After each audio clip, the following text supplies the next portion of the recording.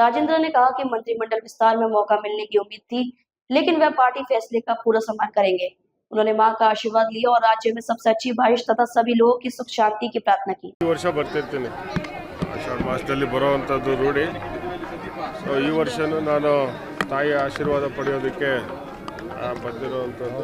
ಮತ್ತು ವಿಶೇಷವಾಗಿ ಇಡೀ ರಾಜ್ಯಕ್ಕೆ ಒಳ್ಳೆ ಮಳೆ ಆಗಲಿ ಅನ್ನೋ ಒಂದು ದೇವರಲ್ಲಿ ಕೇಳಿಕೊಂಡು ಮತ್ತು ಎಲ್ಲರಿಗೂ ಒಳ್ಳೇದಾಗಲಿ ಅಂತ ಕೇಳ್ಕೊಳ್ಳೋದಕ್ಕೆ ನಾನು ಇವತ್ತು ದರ್ಶನ ಮಾಡೋದಕ್ಕೆ ಬಂದೆ. ಎರಡನೇ ಹಂತದ್ದು ನಿನ್ನೆ